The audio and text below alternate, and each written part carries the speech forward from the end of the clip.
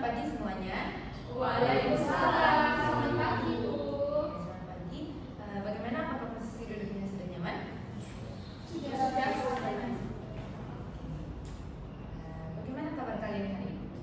Alhamdulillah baik Bu. Baik karena habis ini ya liburan panjang lebaran. Iya benar sekali. Gimana libur lebarannya? Mungkin ada yang mudik keluar kota atau? Di sini aja sih bukan. Kalau saya mudik Bu. Oh, mudik di mana? Lagi ke kiri saya asalnya dari kiri. Pasar dari Iya. Saya juga mudik sih Bu. banyak dari mana? Ada dari Madura, jadi kayak melewati jembatan Suramadu yang bagus gitu loh. Oh, Jembatan Suramadu. Iya, saya pernah lewat situ 2 kali kayaknya. Tapi ya lumayan dekat sih dari Surabaya ya. Kalau saya di sini aja, saya kawasan. Jadi masih ini ya, semangat buat melakukan aktivitas setelah liburan panjang. Iya Bu. Baiklah, sebelumnya Ibu ucapkan terima kasih ya, karena teman-teman sudah partisipasi menyediakan waktu untuk sama-sama berkumpul di sini mengikuti proses konseling. Jadi sebelum kita melaksanakan kegiatan, alangkah baiknya kita berdoa terlebih dahulu. Jadi ada yang mau mengajukan diri untuk memimpin doa atau Ibu tunjuk dulu? Saya dulu. Ya, silakan Mas.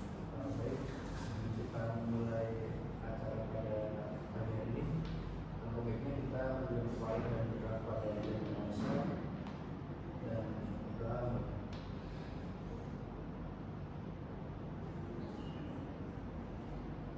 Doa selesai. Terima kasih Mas.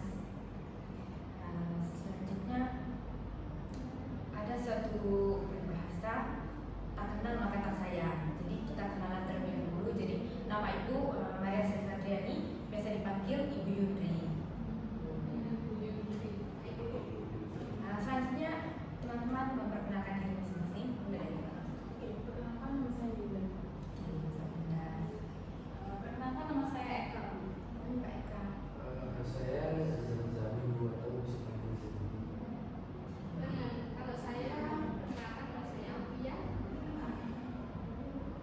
Karena sudah memperkenalkan, jadi di sini itu Ibu sebagai konselor atau ketua kelompok dalam proses konseling kita pada hari ini. Kemudian untuk teman-teman itu disebut sebagai konseli atau anggota kelompok. Baiklah, kalau gitu sekarang untuk suasananya itu lebih akrab lagi, karena kan kita sudah, meskipun sudah menyebutkan memperkenalkan nama masing-masingnya, jadi kita itu perlu bisa dibilang lebih akrab lagi ya, agar suasana itu lebih nyaman dan juga ada rasa keakraban di dalamnya. Kita akan melakukan sebuah ice breaking. Apakah sudah siap? Siap Bu. Oke. Ice breakingnya, jadi saya akan memberikan sebuah contohnya ya. Jadi di sini ice breakingnya itu seperti nyanyian.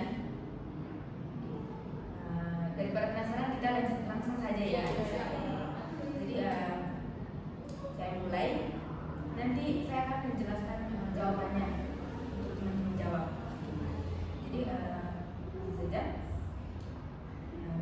Ayo teman-teman, perkenalkan dirimu. Siapa namamu dan apa hobimu? Jangan malu-malu, sebutkan satu-satu. Ayo kita mulai dari kamu dulu. Oke, jadi itu pembukaannya. Nanti teman-teman bisa jawab. Halo teman-teman, mari kita kenalan. Namaku Aulia, hobiku memasak. Nah, contohnya gitu. Kayak misalnya saya sebutkan nama teman kita sebelah, yaitu Aulia. Bagaimana, apakah sudah paham atau mau diulang lagi? Kalau Oke, sudah paham. Kita mulai ya. Iya. Ayo teman-teman, perkenalkan dirimu. Siapa namamu dan apa hobimu? Jangan malu-malu, sebutkan satu-satu. Ayo kita mulai dari kamu dulu.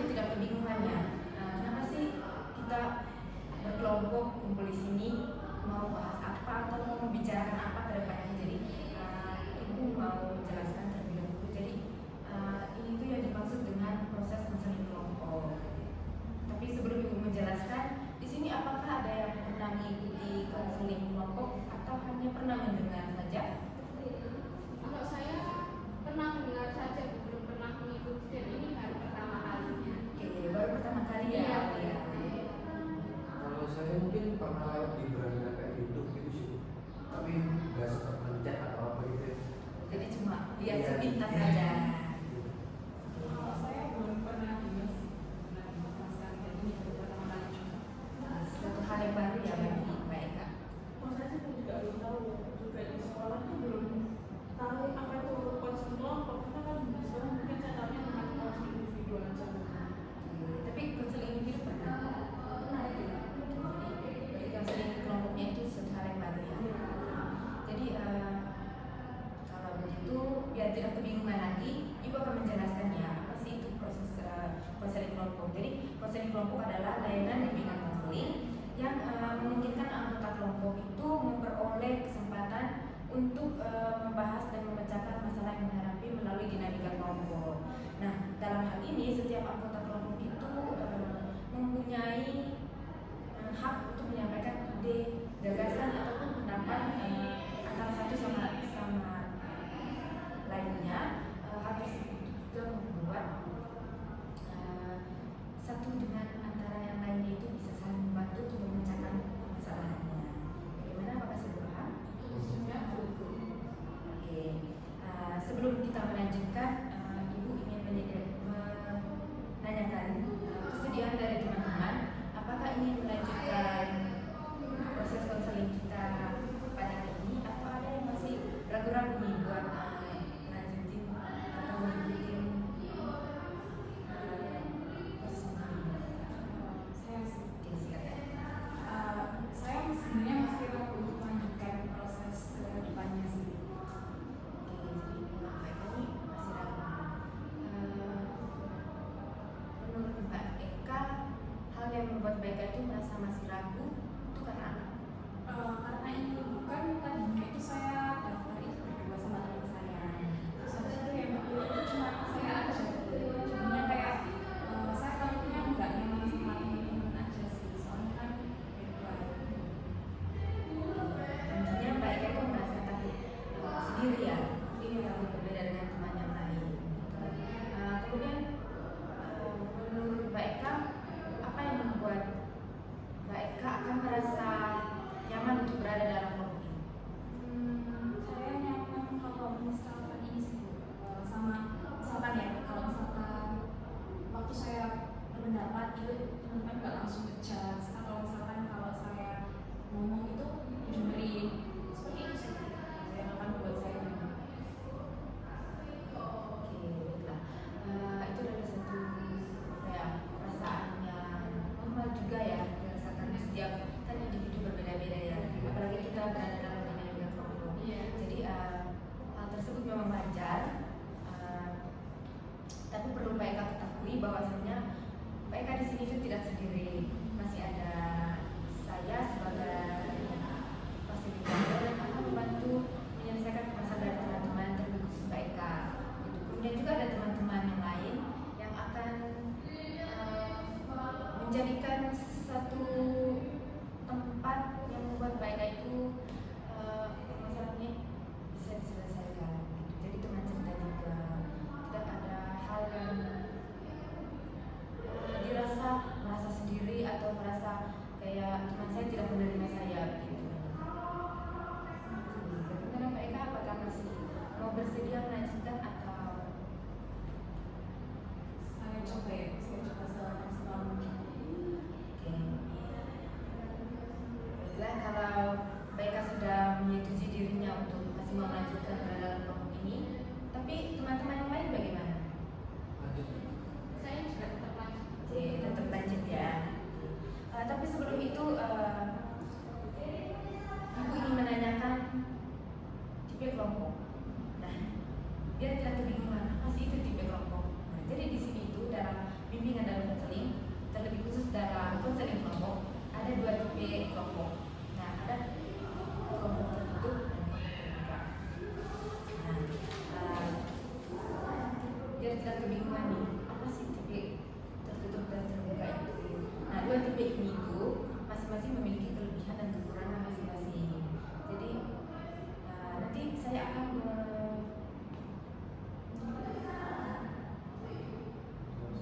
menjelaskan kepada teman-teman atau meminta teman-teman untuk memilih ya antara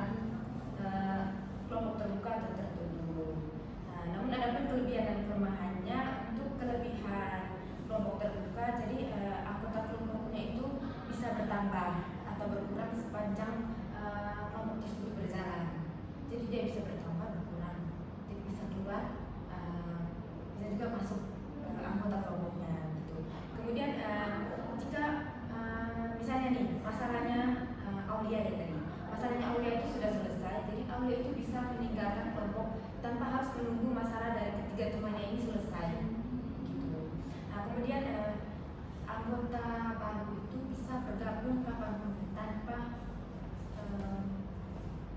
ada durasi waktu tertentu. Misalnya 4 orang kan sekarang udah ada 4 orang, tidak ada durasi waktu misalnya 1 bulan atau 2 minggu lah, 2 minggu baru menerima anggota baru, tidak, tapi bebas.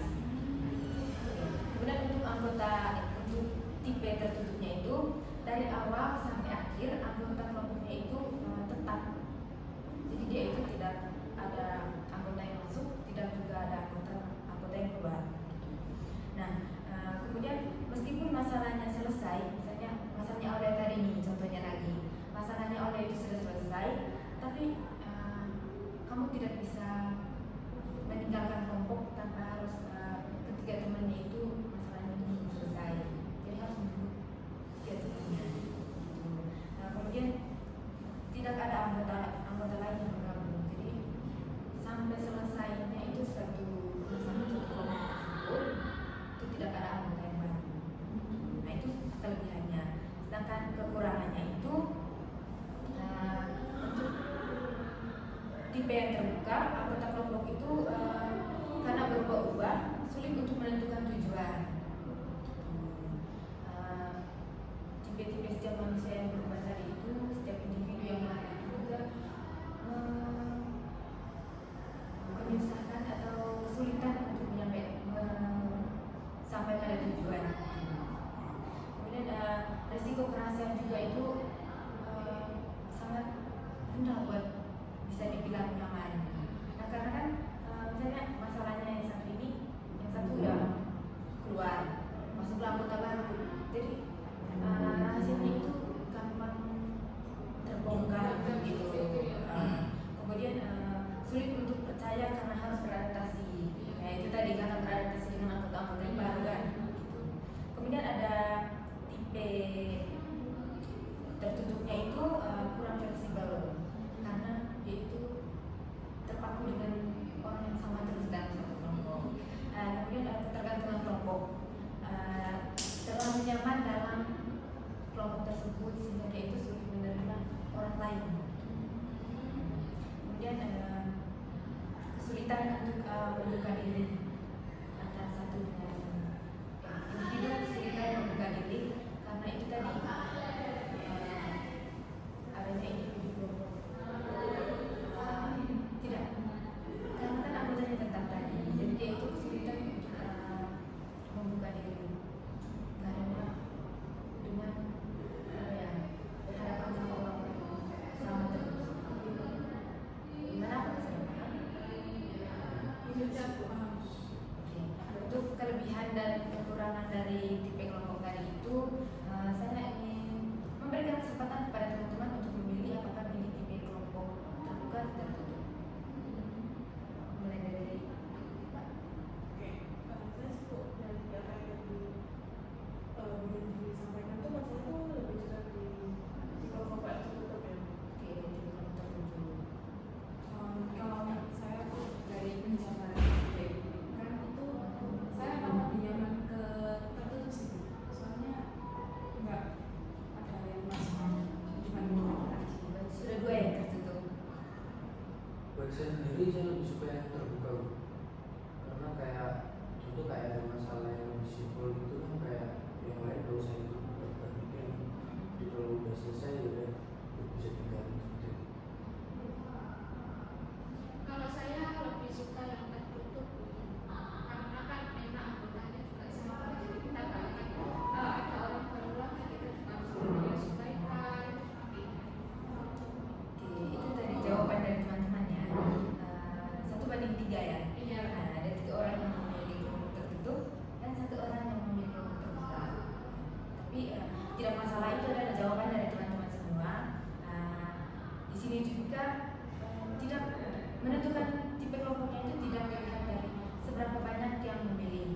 tapi kita itu harus sama-sama sepakat memilih tipe kelompok mana nih yang bagus buat yang akan kita laksanakan nantinya. Tapi menurut banyak pertimbangan, karena kita juga kelompok kecil ya, cuma 4 orang, jadi mungkin alangkah baiknya itu kita memakai tipe kelompok yang tertutup, biar penyelesaian masalahnya juga itu cepat diselesaikan dan juga cepat mencapai tujuan. Bagaimana, apakah sudah disetujui, terutama Zami? Boleh. Jadi tipe kelompok yang tertutup ya. Untuk selanjutnya itu durasi pertemuan. Nah, kembali lagi nih, saya mau bertanya kepada teman-teman, biar tidak ada yang merasa bosan ataupun merasa ini kecepatan pembahasan kita. Jadi kesempatan diberikan kepada teman-teman untuk memilih durasi waktunya ini pertemuan ada di depan. Kalau saya 45 menit. Kalau untuk saya sendiri 20 menit cukup. 30 menit. Kalau menurut saya 35 sih, itu udah paling cukup. Kan sudah kita sudah baru sama-sama baru nih, jadi kan kita butuh Jadi teman-teman rata-rata memilih antara 40 menit, 30 menit, 20 menit. Jadi pertimbangan memilih waktunya itu bisa dilihat dari biar tidak dirasa waktunya itu terlalu cepat ataupun terlalu lama bertele-tele, bosan juga kan kalau terlalu lama. Kita akan mengambil waktu 40 menit saja. Oke. Bagaimana, apakah sudah setuju? saya setuju. Oke. Tapi kalau dirasa 40 menit nanti permasalahan yang kita bahas itu masih belum selesai, itu bisa kita evaluasi bersama-sama dan dibicarakan bersama-sama untuk menambah waktu atas waktu pertemuan kita. Gimana? Untuk waktunya sudah ditentukan. Untuk tempatnya di sini itu dalam istilah dalam konseling kelompok ada indoor dan outdoor. Nah, pasti teman-teman sudah tahu kan artinya indoor dan outdoor itu. Ini juga ada kelebihan sama kelemahannya ketika memilih tempat tersebut. Nah, contohnya nih kalau memilih indoor, nah itu kan di dalam. Jadi kelebihannya itu mungkin ya rasanya terjaga karena dalam ruangan kan tidak bersih, tidak didengar sama orang-orang di luar. Nah, sedangkan kelemahannya itu kita itu cepat merasa bosan karena berada dalam ruangan yang ya cuma duduk saja, diam, itu cuma jawab apa yang ditanyakan gitu. Nah, itu kelemahannya. Nah, sedangkan outdoor memang kelebihannya itu kita bisa ada inspirasi baru, ada suasana baru gitu, mungkin ada pemandangan yang bagus atau apa begitu. Nah, tapi kelebihannya itu ada juga kekurangannya. Salah satu contohnya itu mungkin lebih berisik, ada orang yang lewat, itu tadi perbincangan kita juga mungkin didengar sama orang lain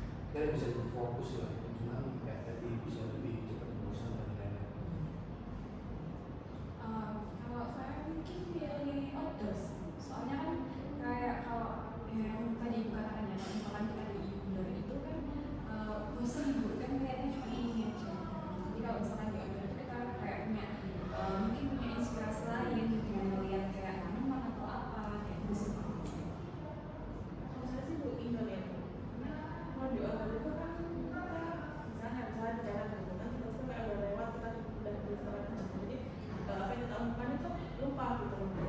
Jadi saya tuh memilih di Indo aja. Itu jawaban dari teman-teman ya. Itu sama seperti pendapat sebelumnya itu 1/3. Nah, kita mengambil jalan tengah karena ini kan tidak bisa ditentukan siapa di suara paling banyak. Itu berarti itu. Nah, tidak. Jadi kita itu memilih atas dasar persetujuan kita bersama karena ini kan dinamika kelompok. Alangkah baiknya itu kita mengambil jenis yang indoor saja, di mana itu proses konseling itu akan lebih efektif jika berada di suatu tempat yang nyaman, tertutup, terhindar dari bisa dibilang gangguan-gangguan dari luar ya. Gitu. Nah, perihal untuk merasa tadi seperti Zami bilang atau sama Aulia bilang, kalau dalam ruangan itu kan bosan gitu. Nah, itu bisa kita sesuaikan, bisa kita evaluasikan nantinya. Pertemuan kita itu waktunya itu akan bisa dikurangin jika dirasa permasalahannya sudah dibahas secara detail, pembahasannya juga tidak bertele-tele, berarti waktunya itu bisa dikurangi dari seperti biasanya. Bagaimana apakah sudah? Baiklah, kita sudah menentukan mulai dari tipe kelompok, dari tempat untuk kita melaksanakan proses konseling itu seperti apa, waktu durasinya juga tadi sudah dipilih secara bersama-sama dan itu sudah disepakati secara bersama ya. Iya. Tidak ada lagi yang tidak setuju kan? Sudah setuju semua. Oke. Langkah selanjutnya itu kita akan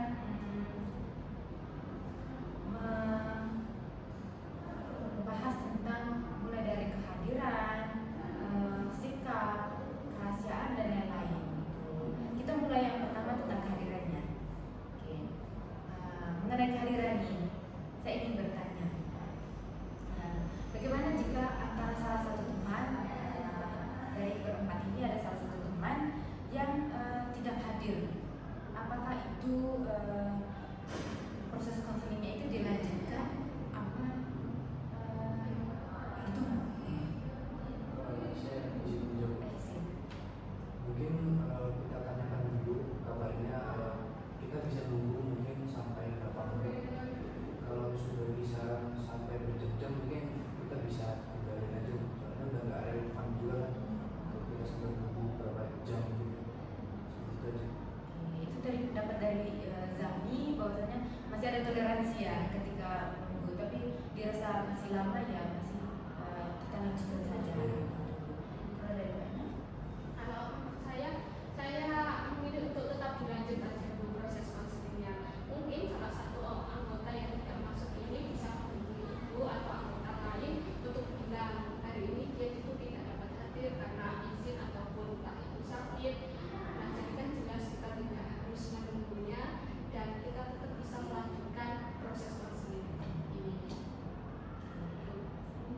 Selanjutnya, Masa sih dulu aja ya, mungkin ada segala macam dan atau mungkin kayak banyak orang terus atau gimana. Nanti kan juga tunggu informasi dari dia kembali banyak kalau ada apa gitu kan, gitu.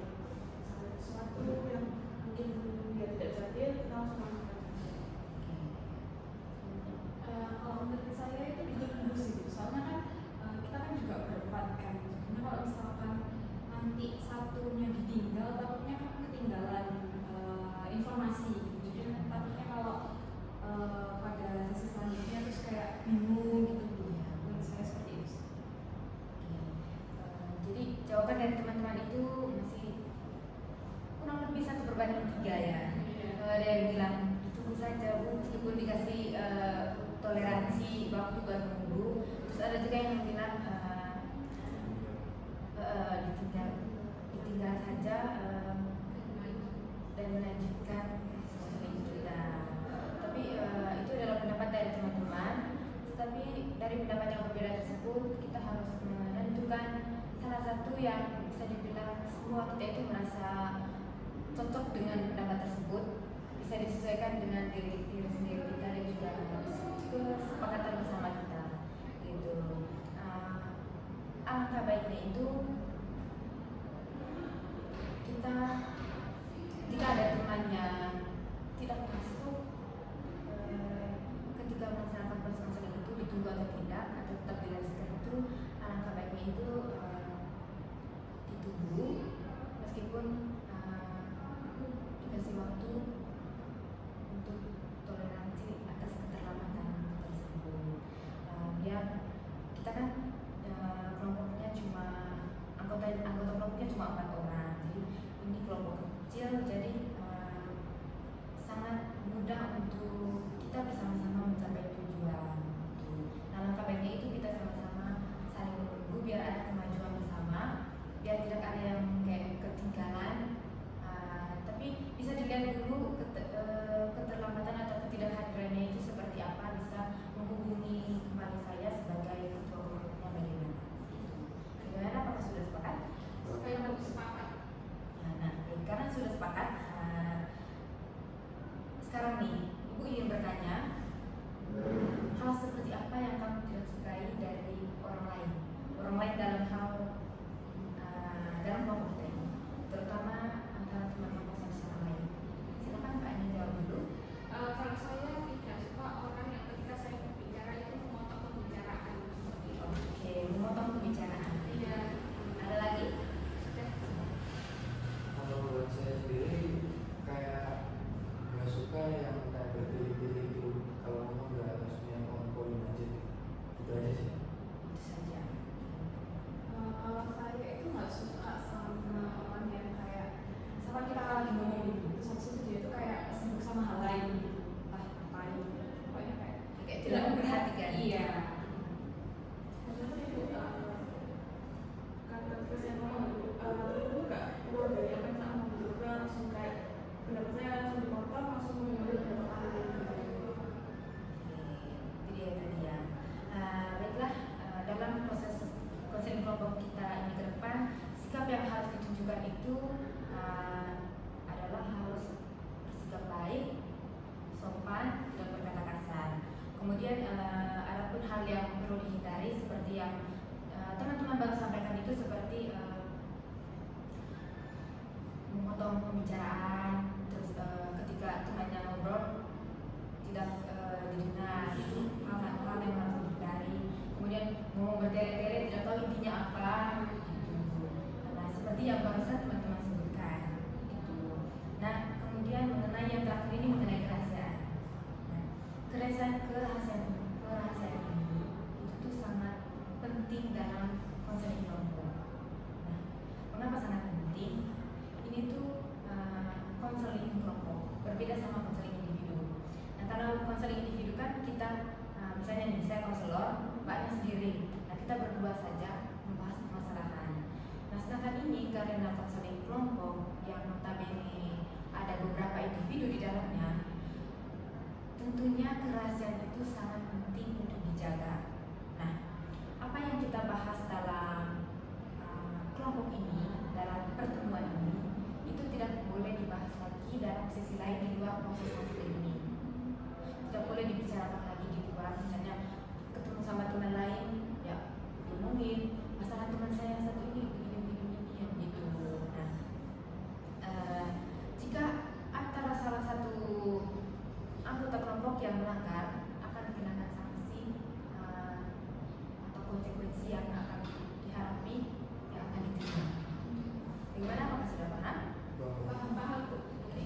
Tidak boleh sampai di sini ya langsung sini tak Masalah di sini itu langsung di sini, tidak boleh dibagikan keluar-keluar. Kayak yang diomongin di sini ya udah berhenti di sini. Nah, berhenti di sini, tidak boleh dibawa keluar. Lalu diceritakan kesana sini dengan teman-teman yang lain. Karena saya yakin kan pasti teman-teman anggota kelompok di sini kan masih ada berbagai macam kelompok dari luar sana. Iya. Jadi meskipun hal sekecil apapun yang di sini, entah itu kepribadian dari teman-teman anggota kelompok ataupun sikap ataupun sifat jenisnya, itulah tidak boleh dibicarakan kepada orang lain. Gitu. Apalagi mengenai permasalahan. Gimana, apakah sudah paham? Kemudian saya paham. Baiklah, karena sudah paham mengenai yang saya jelaskan barusan, mulai dari kehadiran, partisipasi, sikap dan juga kerahasiaan. selanjutnya kita masuk ke tahap selanjutnya. Tapi sebelum itu, apakah masih semangat nih? Atau sudah mulai agak bosan? Biar kita melakukan SPG dulu. bosan sih. Bosan Tapi ya. semangat. Ya, apalagi sudah jam-jam siang. Iya. Itu buat fokus juga. Iya benar. Oke, baik. Bisa kita mulai aja itunya, SPG-nya. Iya. Jadi sebelumnya saya memberikan contohnya ya. Iya. Jadi menepuk paha satu dua secara bergantian, terus tepuk tangan kanan, tiga jari, tangan kiri, terus menyebutkan nama sendiri, terus nama teman sebelah kanan. Nah, kanan berarti dimulai dari sini. Oke. Bagaimana, Bapak sudah paham? Paham. Kita langsung saja ya. Iya. Mungkin kita coba dulu dulu. Oke. Iya. Tapi hitungnya 1 2 1 2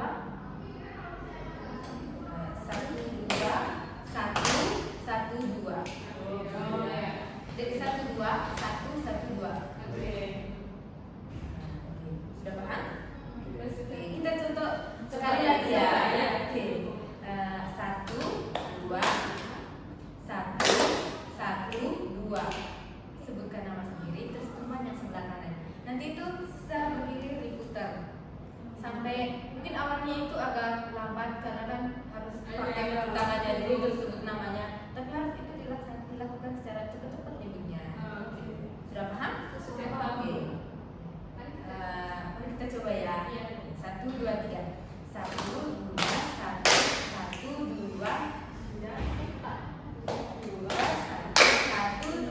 Eka Zami 1 2 1 2 Zami Aura.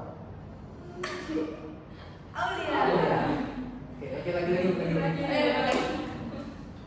Ya mungkin namanya agak mungkin Iya. agak sama gitu. Iya. Terus orangnya juga kayak mirip ya Mas orangnya. Atau? Iya, lupa Oh, iya. juga jadi ya. Oke. Baik, kalau tidak apa-apa kalau begitu kita mulai lagi ya. Iya. Oke. Kita coba sekali lagi. Mulai dari putaran sini ya. Tapi nanti kalau misalnya sudah sampai di Aulia nanti lagi ke sini. Iya. Berarti putar lagi. Ya, muter-muter nih. 1 2 3. 1 2 1 1 2 1 1 1 2 Eka Zami 1 2 1 1 2 Zami Aulia. 1 2 1 1 2 Aulia tidak. 1 2 1 1 2 Udah, Eka. 1 2 1 1 2 Eka Zami 1 2 1 1 2 Zami Aulia. 1 2 1 1 2. Aulia tidak. Oke, sudah? Atau belum semangat mau Lagi ulang lagi? Coba ini Mbak diganti. Oh, diganti putaran ya. Oke. Oke. Mungkin nggak usah pakai hitungan gimana Bu. Jadi langsung latihan. Oh, langsung sudah. Oke. Apa kesulitannya kalau misalnya nyebut tepuknya? Enggak sih Bu. Oh ya, berarti langsung aja ya. Iya. Oke, langsung tepuk, langsung sebut nama. Oke. 1 2 3. Aulia Zami. Zami Eka. Eka Dinda. Iya, Aulia. Oh, itu enggak. Oke. Mau ulang lagi? Iya. Biar kita itu apa? Semakin Fokus ya. Terus saling akrab juga karena kan kita baru kenal kan. Terus baru pertemuan pertama juga. Iya. Jadi harus saling Interaksi. interaksi, ketawa. Terus ya. Tapi harus konsentrasi juga. Ya, 1 2 3. Aulia Zami. Zami Eka. Eka Dinda. Udah, Aulia. Aulia Zami. Zami Eka. Eka Dinda. Udah, Aulia. Aulia Zami. Zami Eka.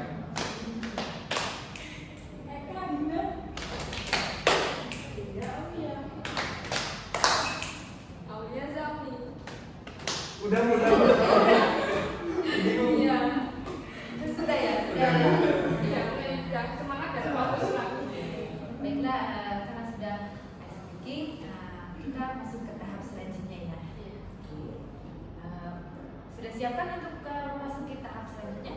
Siap. Sudah sangat siap ya.